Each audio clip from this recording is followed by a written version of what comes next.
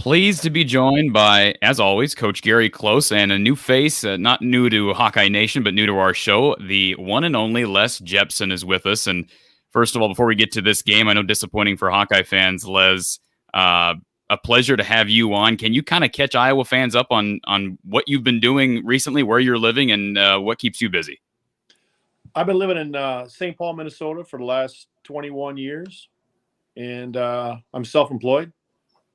I own some residential and commercial real estate, and I manage some money for my friends and family. You haven't become a Gopher fan, have you? What's a Gopher? Boy. Perfect. Leslie, had a baby.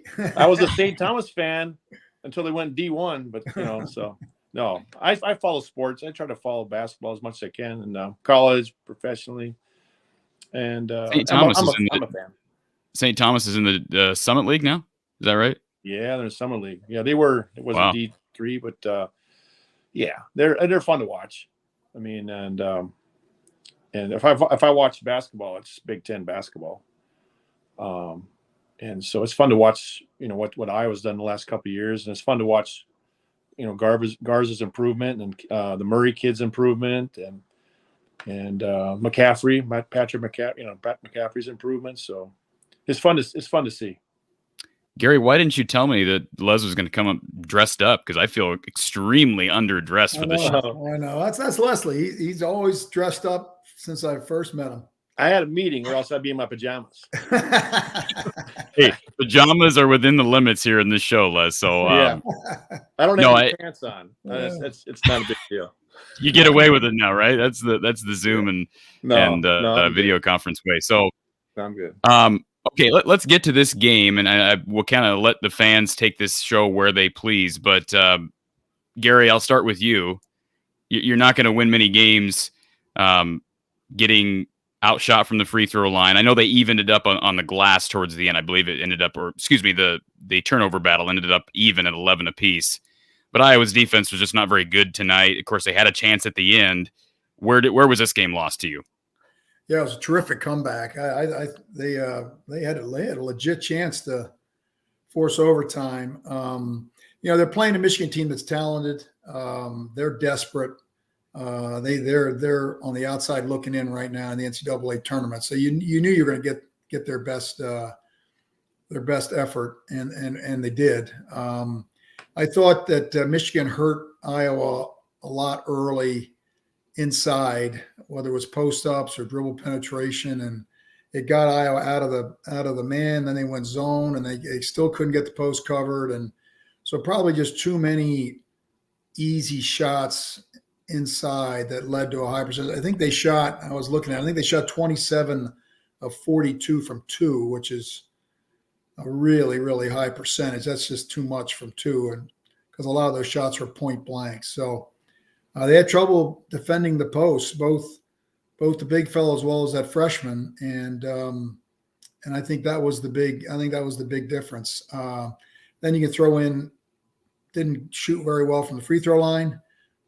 They missed some point blank shots, a few dunks, and those points all add up when you're in a close game. And so, not that they played poorly, but they just didn't play well enough to beat a Michigan team that played well.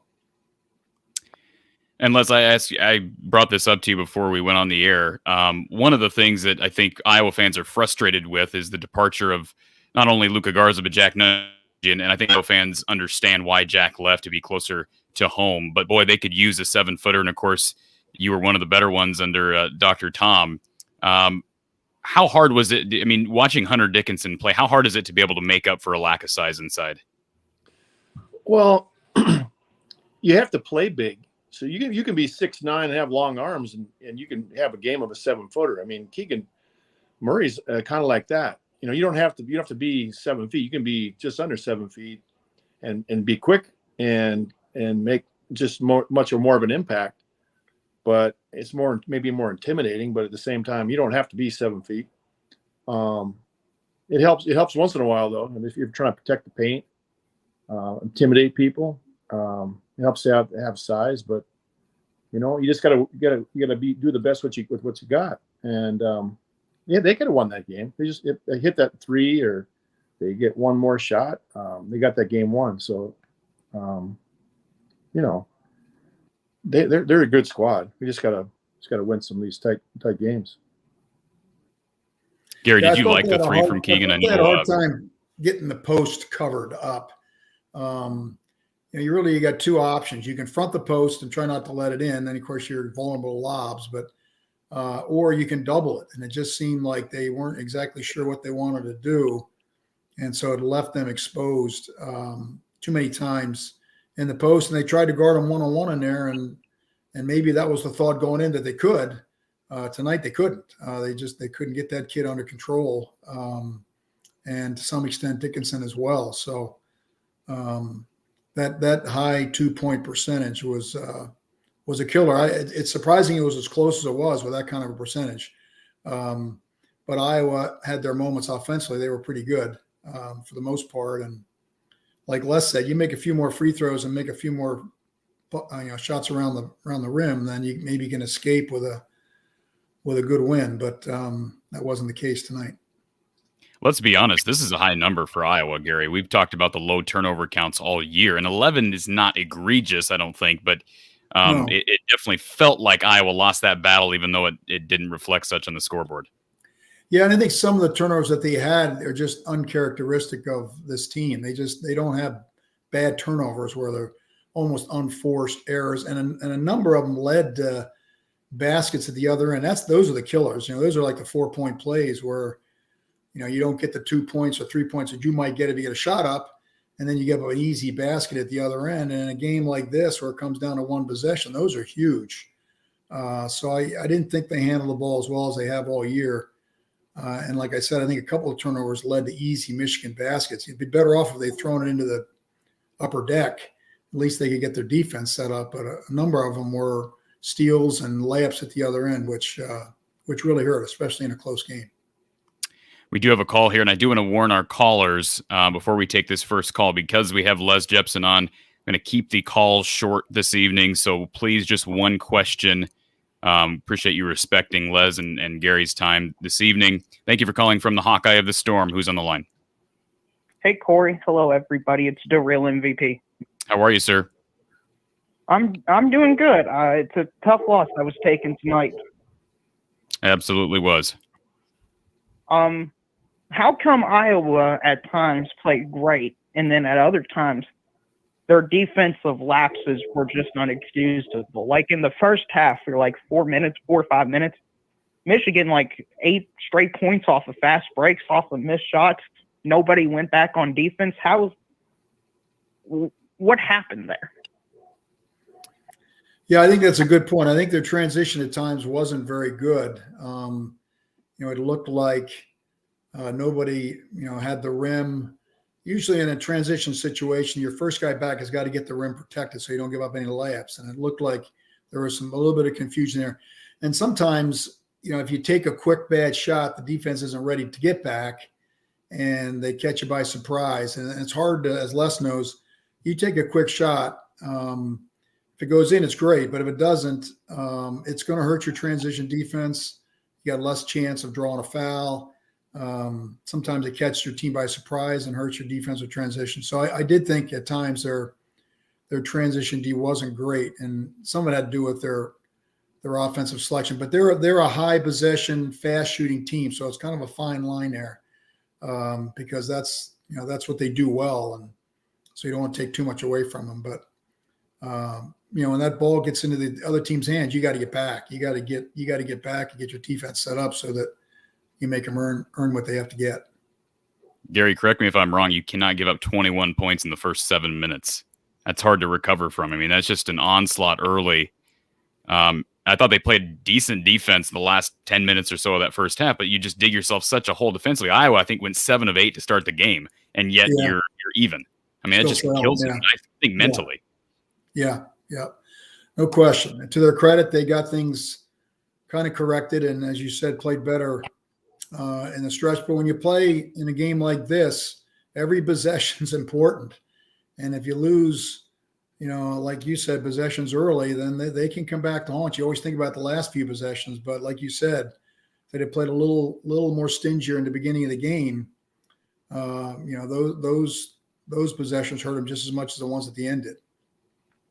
All right, sir. Appreciate the phone call this evening. Yeah, thank you, Corey. Can't wait to hear the rest of the show. Hit the like and subscribe button. Let's get Corey to 1,000 subscribers. Appreciate that, sir. Have a great night. If we can't get 1,000 subscribers with less Jepsen on here, we got no chance.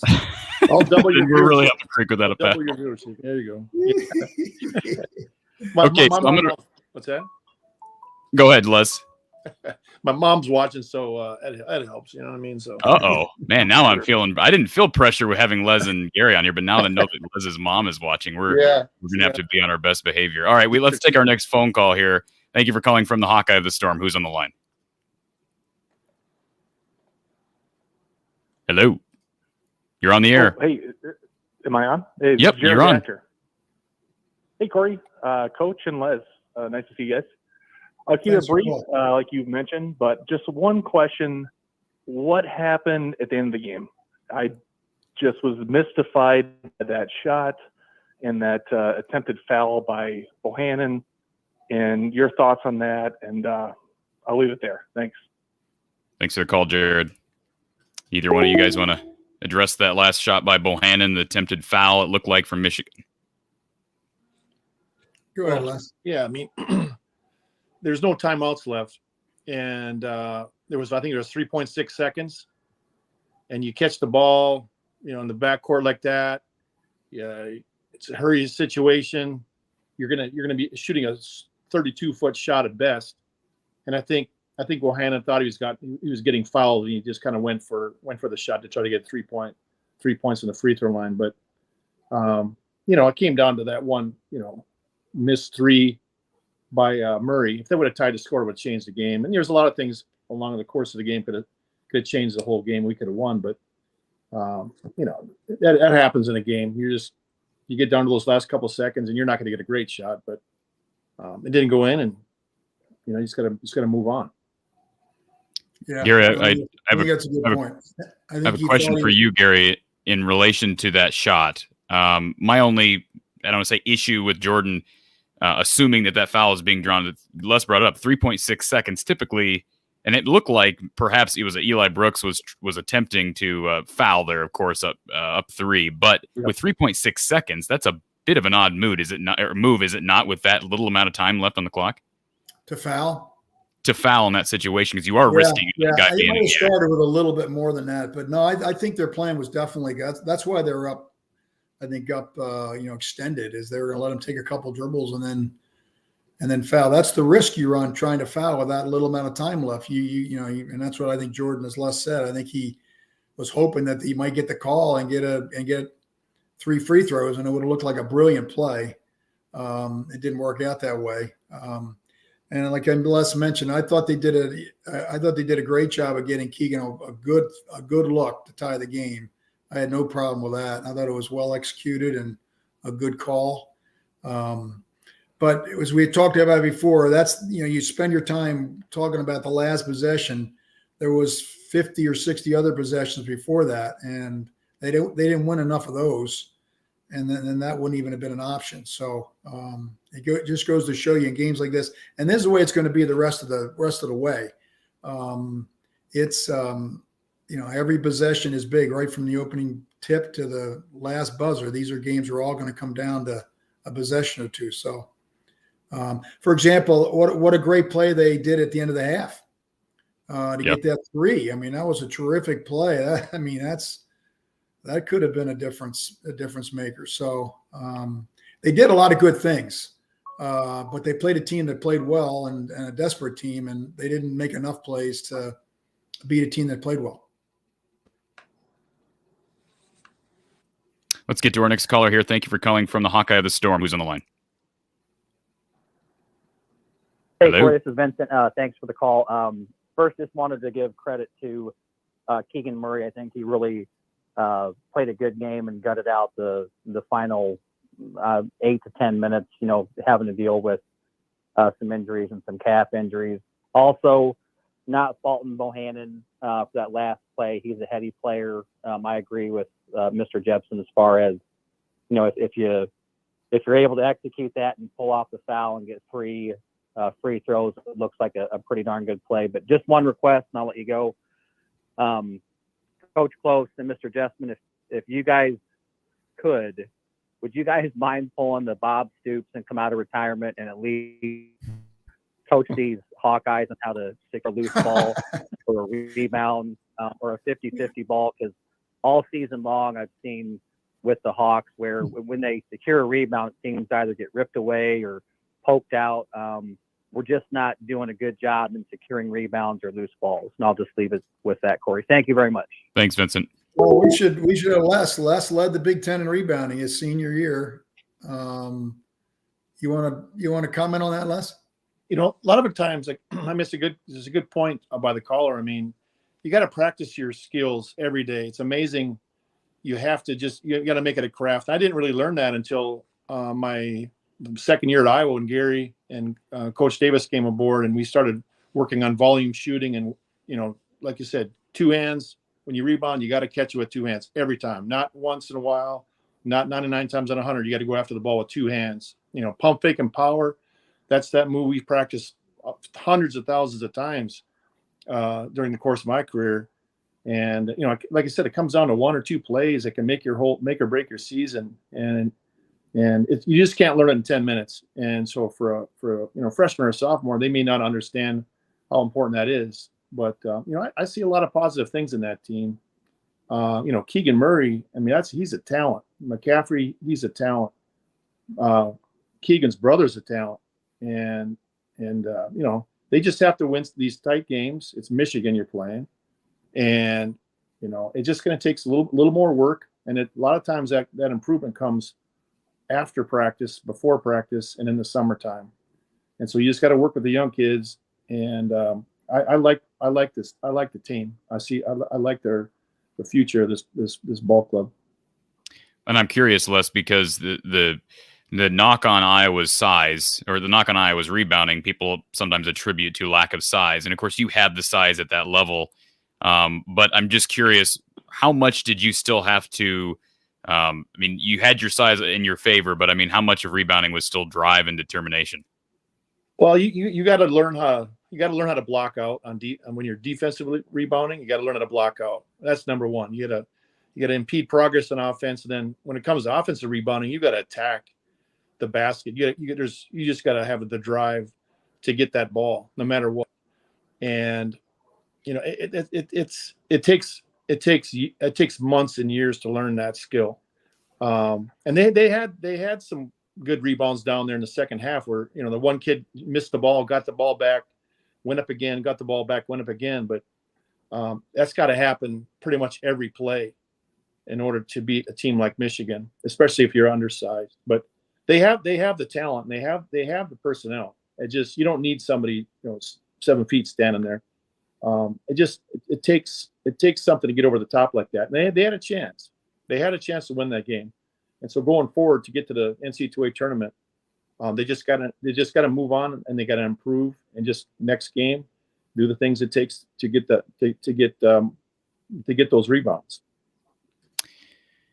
I am curious, and maybe either one of you, but maybe Gary, you want to comment on this. We've talked about this before, and again, I alluded to it earlier with the loss of Garza and the loss of Nunji, how consequential that was, especially to rebounding and just presence inside. But Aaron brings up transfer portal and how you can use the portal inside. Is that going to be, I know we're looking ahead, but is that going to be a priority from your estimation, despite the fact that you've got a Gundelay and Mulvey, we assume, developing? You think that's still a priority?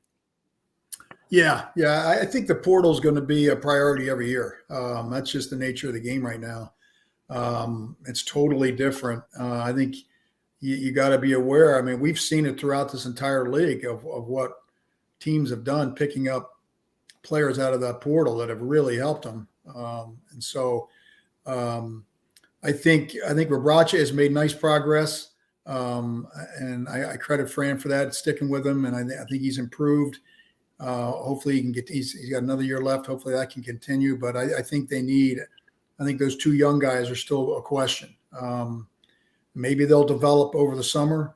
But I think they'll probably look in the portal and see if they get somebody just a little more mature, a little more ready to give them some quality minutes right away, rather than hoping that somebody might develop, maybe a combination. But I'm sure they'll take a close look. Now the question is whether anybody will be in there that'll fit what they're looking for.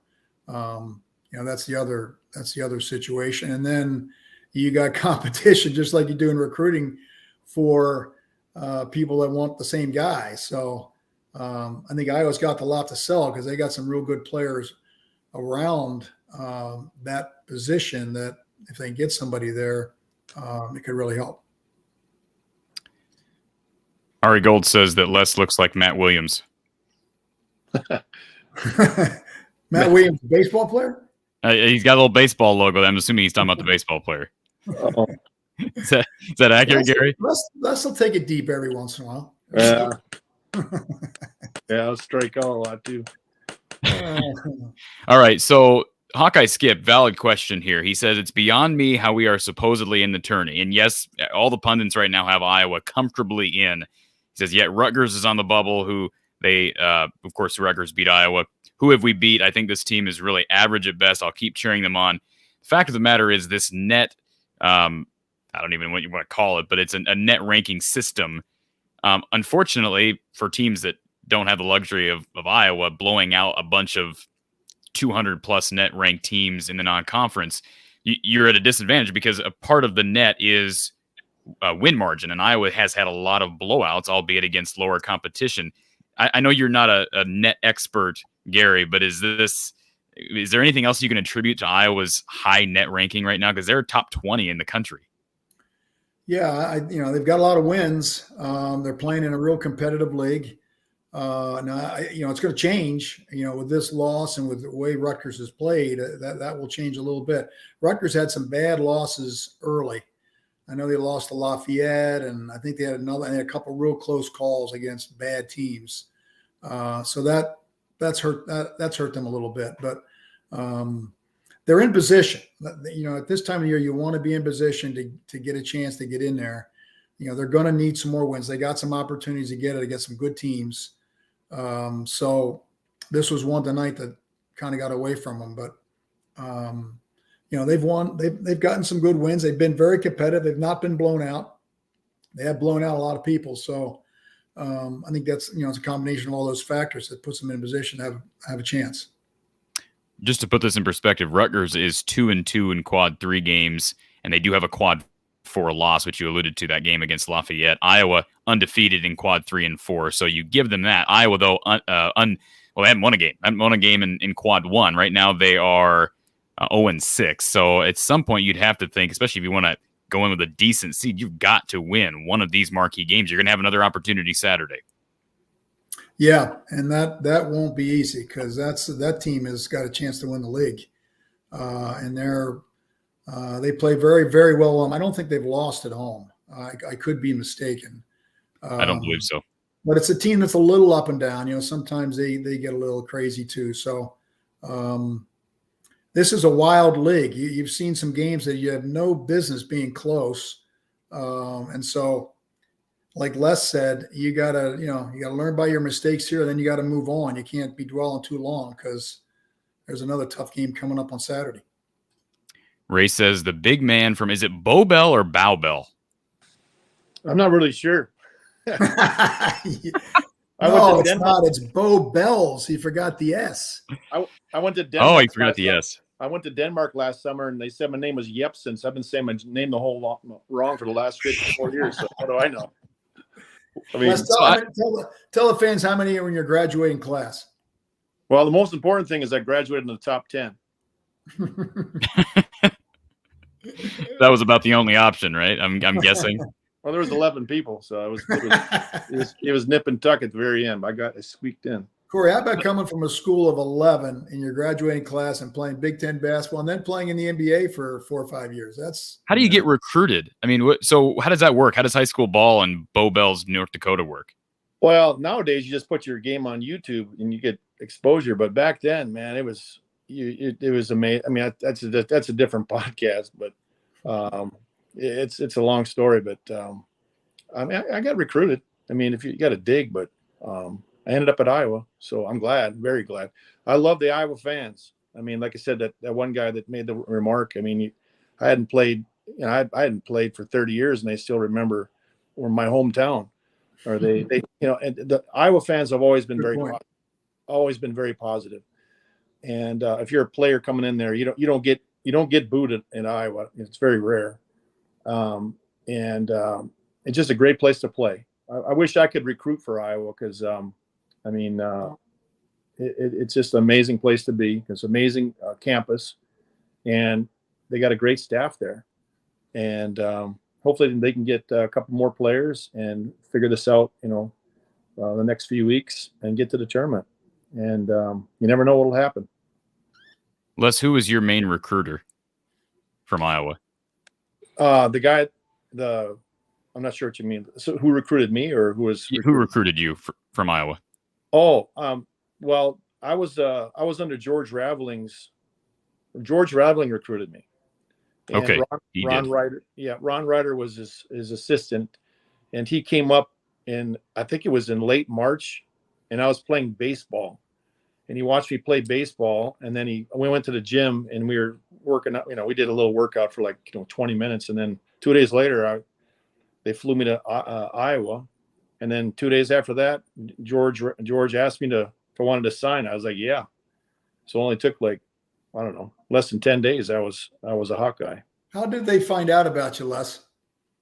Actually, Bruce Wilson was the recruiter for Gonzaga. And I visited Gonzaga, and for some reason I didn't want to go to Gonzaga.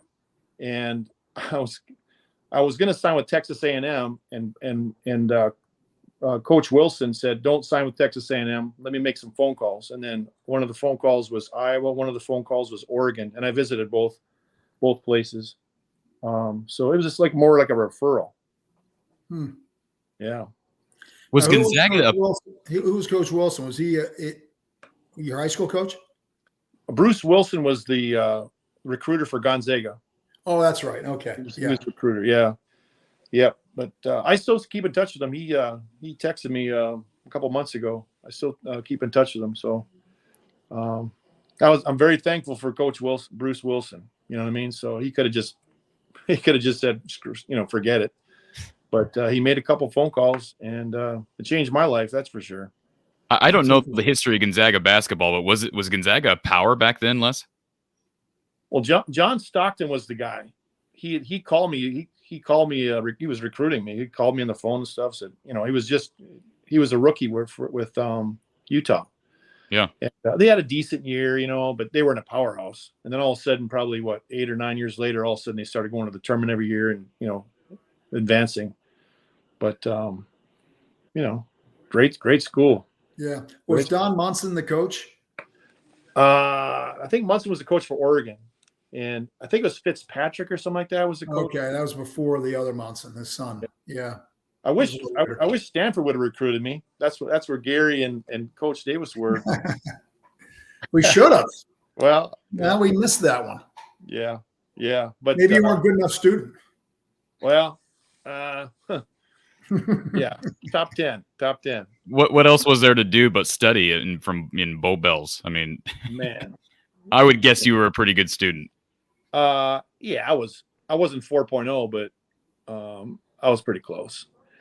But yeah, I was well educated. Put it that way. When I got to college, it was easy. All right, so segueing a bit back to this game, Charles seems to be a bit upset this evening. He says defense and execution unfortunately falls on the coaches. 1, the head coach. 2, the assistant coaches equals no defense. Can't rely completely on up-tempo transition offense and hope the opponent misses shots. He goes on to say, unfortunately, I still see Joe T transferring at the end of the year. Also like Perkins' effort, but have a hard time justifying him starting, let alone how he fits into our offense. Nothing personal. So Charles is not very happy, Gary. You have any way to calm him down a bit this evening?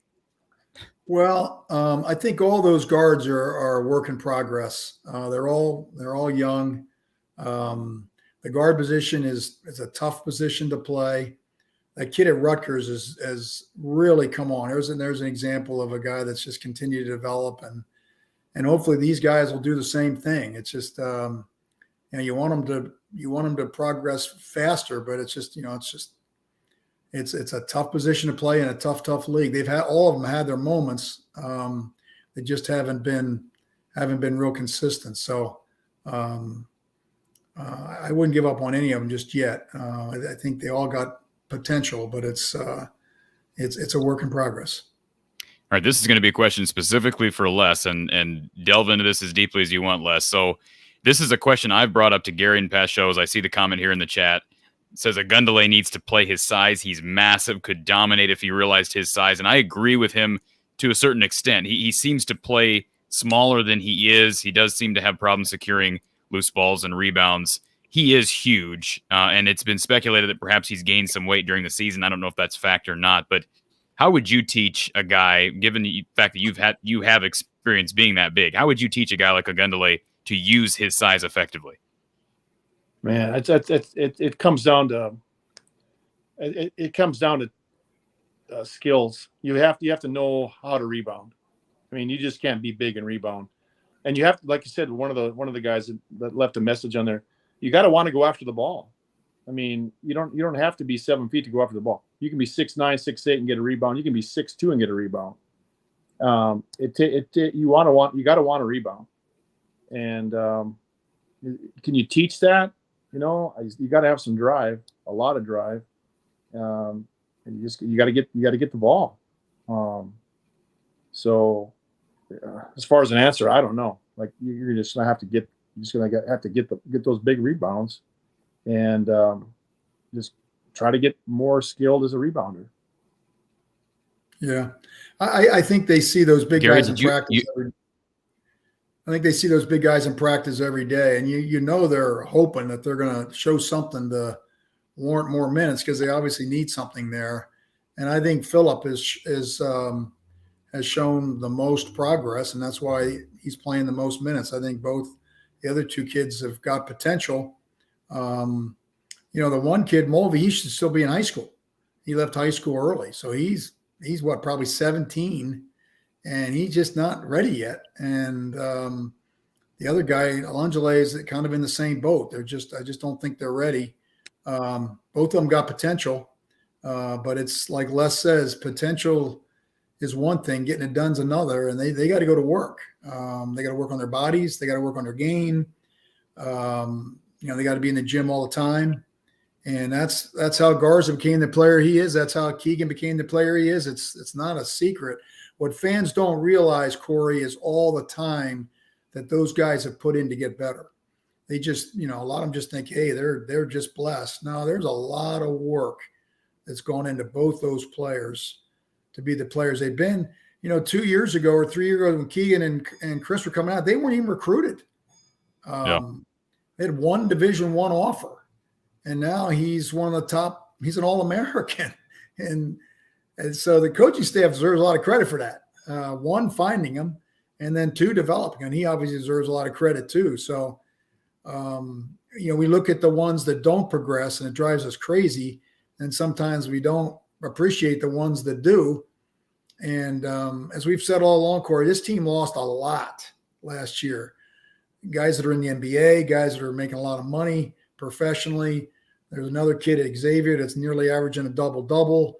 They lost a lot of good players, and for them to be in the position they're in, I think the team and the coach staff deserve a lot of credit in a league that's really, really tough. They're just, with the exception of a couple teams, there's no bad teams. There may not be any great teams. We'll have to wait and see, but there are no bad ones.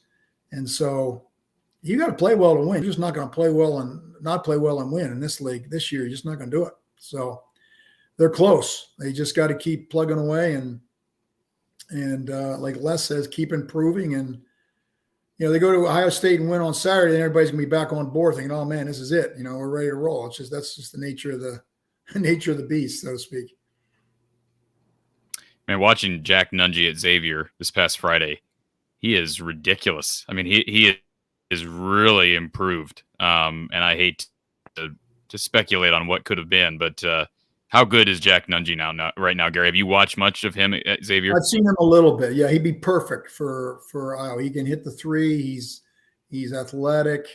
He can rebound. But what is he? Is he a fifth-year senior now? Right? Am I right on that? Is this will be his 5th year? Yeah, because he came in with Luka. Yeah, so I mean, he came in with Luka, so yeah, that's the time it takes. And last year he didn't get to play a whole lot because he was behind the best player in the country. So, but when he did play, he played well. So that was a big loss. It might have been the biggest loss of any of the couple kids that left, not including the ones that went to the NBA. I think so. He's a huge loss. And a family situation is what warranted it, and that's that's just a tough break.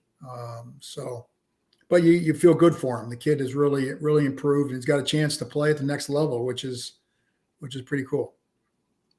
So here's a question from Charles, and he says it could be a controversial question. It's for Gary and Les both, so we'll ask you both the question. He says, if it were you, who would be your starting 5 with this roster? Well, I don't think I'd make much change. I think he's got what he's got. I think the only place you might look would be Chris Murray in the starting lineup, maybe for Phillip. But Phillip has come on. Phillip had a nice game tonight. He was solid. He about what you want. And I think Chris is it's nice to have some production coming off the bench. So I don't know if I'd change it at all. The other guard position is just up in the air. All 3 of those guys are. One game they're great, the next game they're not, and it's just kind of rotated around, which is not uncommon with young guards. So I don't know if any one of the 3 is just jumped out at you that they got to be in there. So it's a work in progress, but I don't think I'd change anything. What about you, Les? I'd have to defer to Fran. I have no idea. I mean, he sees practice every day, and he sees the kids and who deserves the minutes, and I'm not the guy to answer that question. I'd say, Fran's got his lineup, and I like Chris Murray. I do. I mean, I'd like to see him get more minutes. That's just me, though. Yeah, that's a good point. Yeah, I think Fran deserves a lot of credit. Phillip was a work in progress, and he has shown some progress. Moving Jordan to the point, I think, has helped a little bit. So he has tweaked the lineup a little bit to try to, get some change in there and get some production. So, he's limited what the personnel he's got. I think he's done a really good job as far as that goes. Gary, I heard an Iowa media member suggest this past week. Could you play Chris Murray at the 2 and regardless of what you do at the 1, could you play him at the 2? Because Tony, it doesn't give you much offensive. I'm not saying you bench Tony, but I'm just speculating. Could you do that, or do you think it'd be way out of position? Yeah, I think that's probably a little bit of a reach. Defensively, he's going to have to guard quick guards, and and then you got your offense and how it flows, and now he's playing a different position. I don't know. I think that might be a little bit of a reach, but. Like Les says, we're not around in practice, see everything's going on. Maybe if you watch practice, you think, maybe there is some possibility there. But and the other thing, you want to exude confidence. And so if you're constantly changing your lineup, pulling people in and out, yanking people in and out, that doesn't build a lot of confidence. And this team's needs that as much as any because of their youth and all the players that they lost. So. They've played, as we've said, they've played competitively. They really have not gotten, other than maybe the Iowa State game at Iowa State, they really have not been out of a game all year and have had chances to win, literally almost all of them.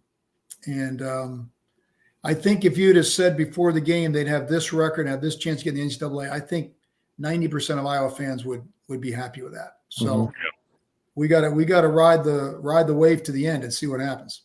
They're in the tournament right now, Gary. I mean, regardless of what people say, they're in the tournament if it started tomorrow. Right. So they deserve credit for that. Let's take our next call here. Thank you for calling from the Hawkeye of the Storm. Who's on the line? This is Pat. How you guys doing? Good, Pat. Hey, I since you got Les there, and I go back a long ways with Hawkeye sports. I think every announcer in the country enjoyed saying that Les was from Battle Bells, North Dakota. I used to hear that every game. Every game you'd hear that. Yeah. I got a quick story. While we were in Hawaii, luckily it was the only game that was not televised in my career. The Hawaiian announcer, I was part of the starting lineup, and he was announcing the starters, and he said, "This is Les Jepsen from Cowbells, North Dakota," and the whole team was laughing. I was so happy it wasn't on TV. I was like, "Damn, somebody's got to change the name of that town because I'm gonna move. I'm gonna move." That's good. Yeah. Oh well.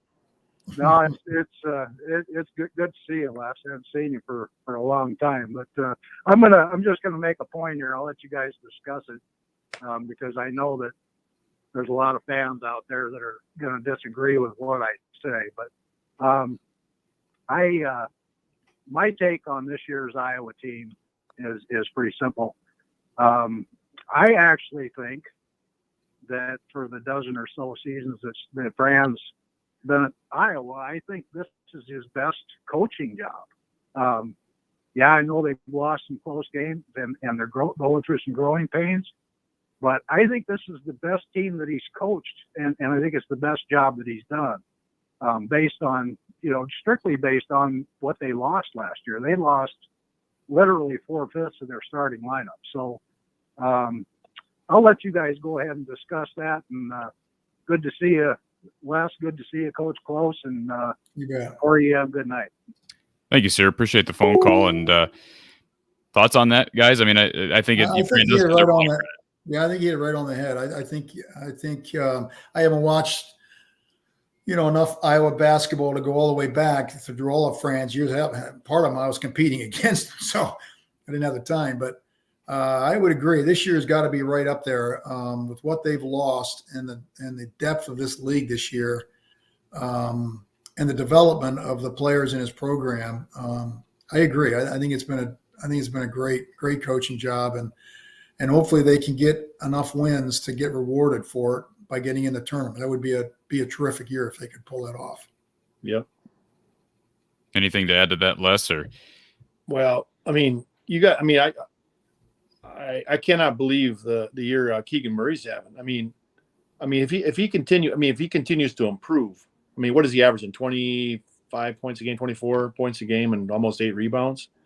I mean, he's arguably a top 5 pick in the draft if he continues his trajectory. I mean, it might be. That's my opinion, right? And then the McCaffrey kid, he could be a lottery pick next year if he works on his game this summer. So and then who knows how Chris Murray develops over the summer. So you only need maybe one or two players to complement them. Maybe one guy get transfer portal or whatever. But I mean, if they continue to develop, they have talent. Now it's just a matter of just, like I said, getting these wins rather than losing by 3. They win by 2, and you go to the tournament, and all of a sudden they got a marquee team. And like I said, I had no idea Iowa would be this good at this point. So hats off to Fran and his staff for the development of Keegan Murray. Wow, it's unbelievable. Gary, did I just hear Les say that Patrick could be a lottery pick next year? Do you agree with that if he continues to develop? I'm going to leave that one up to Les, but he's got a chance. He's got some skill that some God-given talent that not everybody has. He's long, he's athletic, he's got to get stronger. He's got to get a more consistent outside shot, but if we were sitting here this time last year, we said the same thing about Keegan Murray. If somebody had said, well, I think Keegan Murray might be a lottery pick next year, you probably would have rolled your eyes at that too. That's a big leap, but that's the beauty of college basketball. You just don't know what's going to happen in the course of the next 6-7 months as they go to work. There's potential there for sure. And he's shown glimpses of it. He's even the announcer tonight was talking about it, that there's something there. Now the question is, can he get it out of himself by getting stronger, getting quicker, developing a consistent outside shot, finishing better around the basket? All those things can really turn him into a heck of a player, but there's certainly potential. There's no question about that. And this is, I think, I think Les answered this nicely. Vincent brings up Keegan Murray. Of course, Vincent, this is the same Vincent that has disagreed with us in the past, Gary, about Keegan being a lottery pick, and I think maybe Keegan's starting to convince him otherwise. Are we all in unison right now that he probably is top 20 right now? Again, if the draft were tomorrow. Oh, I think he's higher than that. Yeah, he's higher than that right now. I mean, I'm not saying he should. I'm not saying he should even. I mean, if I was a recruiter, like Keegan, I'd like you to stay at Iowa one more year. I mean, Tim Duncan stayed 5 years, but I mean, he's got talent. I mean, I don't watch him every game, but I mean, it'd be fun to work with him this summer, like those guys, because I mean, they have. If he stays on the trajectory, right? If he keeps improving, and he gives everything he has, both those guys, and Chris. Maybe he's got the same trajectory. I don't know, right? So it just depends how much you want to work in the summertime, and it's not easy. I mean, you got to put in countless hours, and you only have about 6 months to do it in the off season. If they're willing to commit to that, and I mean, you never know. You never know. So, Les is a real good example of that. Les hardly played his freshman and sophomore year because the team he was on was loaded with future NBA players, and then he got some decent minutes his junior year, and then his senior year he just blossomed into a early second round pick in the NBA draft. Came out of nowhere, but it was work. It was effort. It was getting an opportunity. He had a hard time getting an opportunity early because he wasn't quite ready, and the team that he was playing on was stacked, and so. When it's your chance, when you get your chance to have your opportunity, that's when you got to take advantage of it. And Chris is starting to get that opportunity. And if Keegan goes, he's going to get an even bigger opportunity next year. And that's exciting to see, how much better they can get. So as Les says, there's some potential there. The big question will be is how much can they improve over the course of the off season? I'll make a bold statement here and people can laugh at it or disagree, whatever. And I know this is a lot that has to come together for this to be realized. But if Keegan Murray stays, development continues for Chris and Patrick, and assuming one of those two big men can really develop, whether that be Josh or Riley, they're a shooter away from being a Elite Eight, Final Four contending team. I mean, last year you could argue they were a Final Four contending team. At least that was the narrative. Is that outlandish to think? I mean, I think if Keegan returns, that's plausible. Yeah, I think so too. Getting to the Final Four is brutal. You got a lot of things go your way, but you got to have talent too. You don't see very many teams that get to the Final Four that don't have pros on their roster. Are real good European players and more than one. And this program's got a chance to have some, if they can continue to develop and improve. And like we've said, that's fun to watch. And we've even seen it during the course of this year how people have improved. So hopefully that trajectory will continue and the program will continue the way it's been doing, being very competitive and doing a good job of developing players. I mean, I think Keegan's a top 5 pick if he stays another year. Like right now, that's just speculation, but he could stay and not lose anything, right? And I wish he would stay an extra year. I really do. Will he? I don't know, but we'll see. Les, do you hope he stays an extra year as an Iowa alum and an Iowa fan, or do you? No, do you think what does he have to benefit from? Do you really think he can move that stock up enough to make it worth it? I mean, it depends on what he wants to do, right? He's got to talk to his family or his whatever agent. But I mean, college basketball is fun, right? So if you want to spend one more extra year, if you want to play, if you're a top 5 pick, you're probably playing in the league for 15 years. So are you really risking injury? Staying an extra 10 months and working on your game? I mean, would you rather be a 23rd pick in the draft or would you rather be the top 5 pick in the draft, right? I would say that you can make a case for him staying and he would be a lot better off for staying for one extra year. He could play with his brother. His brother would improve, and he would probably end up being better off as long as he stays healthy. Do you agree with that, Gary?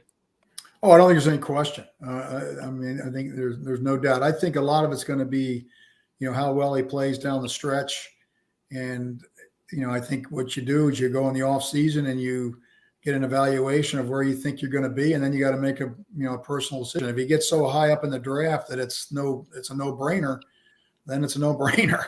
And he'll be gone. And I think there's a chance that could happen because he's a really good player.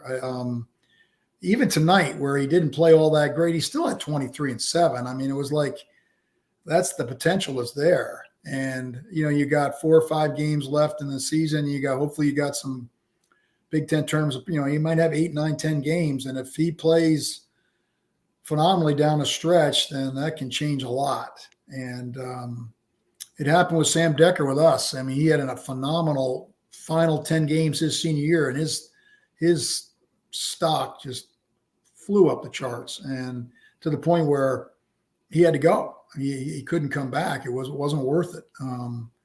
And we were happy he got to that position. I think Fran would feel the same way. If Keegan get into a position where he's a lottery pick, then I think Fran would be the first guy to say, hey, you got to go.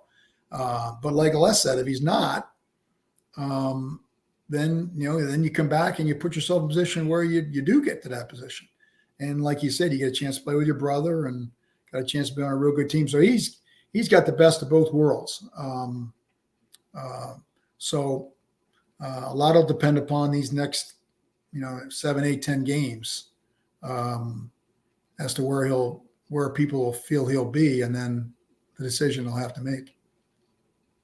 I know this is crazy to be talking about somebody using his age against him, but is that possible in today's society and the NBA now? Because he is a year older than his. I mean, he's a true sophomore, but of course he reclassified and played academy ball down in Florida. So could that be used against him as well and encourage him to leave early? Possibly. There's no question the NBA wants young players because it's, they got a longer time to develop. And so you see it all the time. You see guys leaving. Now they got guys that don't even go to college. They go, they follow the route they've got now and get there within a year. So that'll certainly be brought up. It's just another year they can develop and have you. So, absolutely. That's kind of the way it's going now. They're drafting young players to develop. So that could be a factor. Let's finish off the show because we are running out of time here, but I want to finish off the show with a couple quick fire questions for both of you gentlemen. First of all, Steve Smith says, well, actually, Steve, let's get to this comment first. Steve says, great to see Les. Didn't know he had such a good sense of humor. So there's a compliment to loosen you up for this next question, Les. He says, Raveling was able to recruit top talent in bunches, stud after stud, something no other Iowa coach has been able to do since. What was his secret? George was a great salesperson. And he was a connector of people. He still is.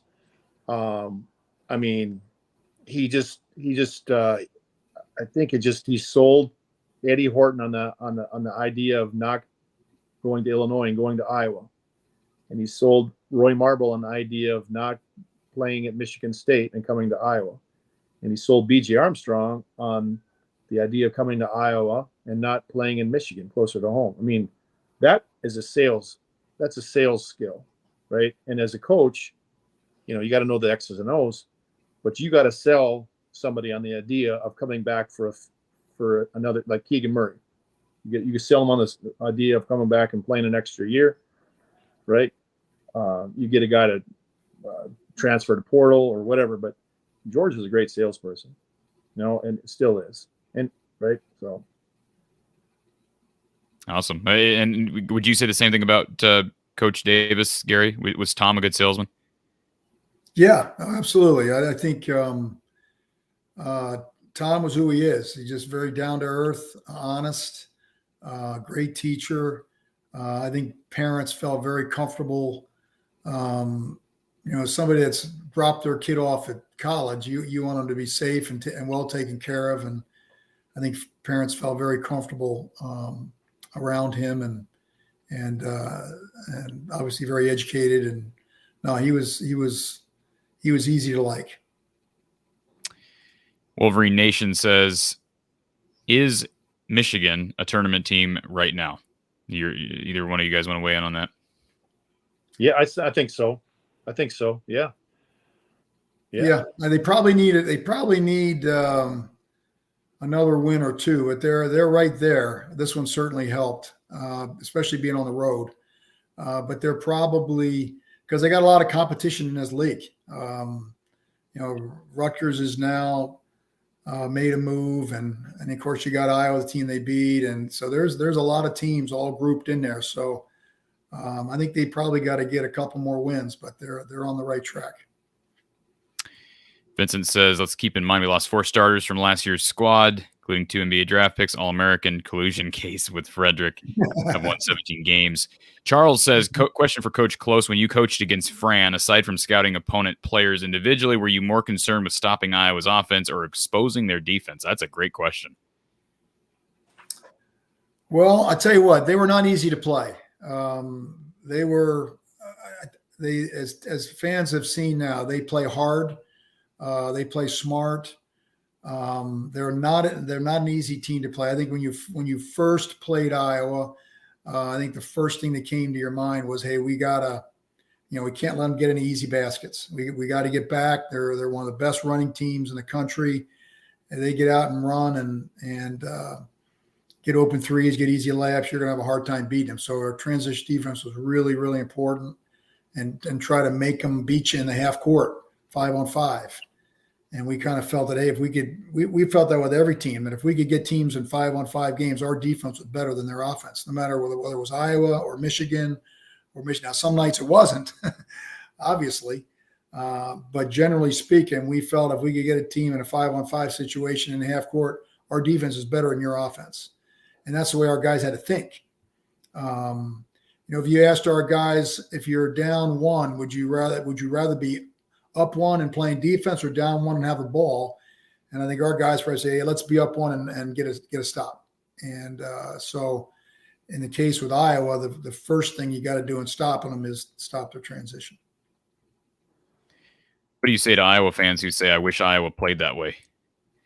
Just kind of, it's just a difference of styles, isn't it, between head coaches? Yeah. Everybody's got their strengths, and you got to coach to your strengths and your beliefs and what you do good.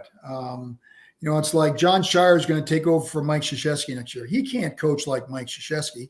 He's got to coach like John Shire, or he's not going to be effective. Matt Painter played for Gene Cady. Gene Cady was a slow down, half court, grinded out. Les will tell you, he played against them.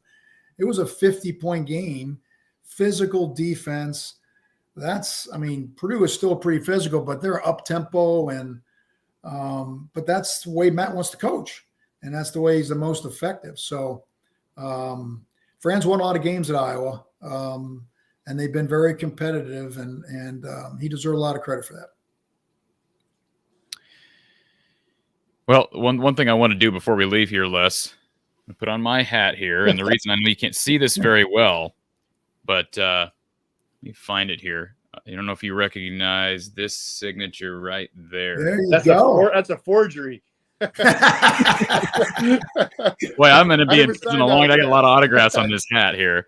So this was when you came back to town, Les, with the 86-87 team. I want to say it was like 2012. It was an Iowa Penn State game in Carver. Mm-hmm. I know, Gary, you weren't there. We talked about that, but Bruce Pearl was there, and I was there the night before. I wasn't there for the game, but I was there for the night before. Yeah. You were there for the night before. So, and I know a lot of people, I can speak for a lot of people on here, that they've enjoyed seeing you and hearing from you. And the Real Hayden, this is kind of a nice comment to finish it off. He's a regular on here. He says, I'm too pessimistic to say anything tonight, so I won't say anything at all. But there's lots of reasons to be positive, and you brought it up, Gary. This team is still right now in the tournament. First of all, Fran has done a tremendous job with what he's had returning, and there's still a lot of games left. 6 games left on the schedule, an opportunity. This is a quick turnaround Saturday against Ohio State. If you're Iowa, how do you prepare your guys for a road trip that quickly against a very, very good team? Ohio State team who's tied for first place in the conference right now. and rested. I mean, it's not easy. I think one of the things if you're in the NCAA tournament, this is what you got to do. You got to play, and then 2 days later, you got to play again if you win. So we'll play it just like that. I'm sure they won't do a whole lot tomorrow other than maybe walk through the scouting report, things like that, but keep their legs fresh and hopefully go in there Saturday and surprise them. Well, Les, I want you to know you're welcome here anytime. It's been a pleasure to catch up with you. And are you still 7 foot? I've never measured myself. I've always, nowadays, I just say I'm 8 feet and the second tallest man in the world. I get a lot of, that's what people want to, I don't know. That's what I'm 8 feet. You're 8 feet. Man in the world. I think Iowa could use you now. The second tallest man in the world. I think that would help his rebounding. Yeah. The tallest man in the world is in Bangladesh. He ain't doing very good. So hopefully in a couple of weeks, he'll be the tallest man in the world. I read that. Let's hope you have a better outcome than he's got right now. So. Yeah. Okay. Me too. All right, folks. Iowa, Ohio State, Saturday, 1:37 p.m. is a tip-off Central Time on Fox, of course, out in Columbus. So quick turnaround for the Hawks, and we'll be with you for post-game show after the national telecast on Saturday. For Les Jepsen, Coach Gary Close, I'm Corey Brada from the Hawkeye of the Storm. Everyone have a great night.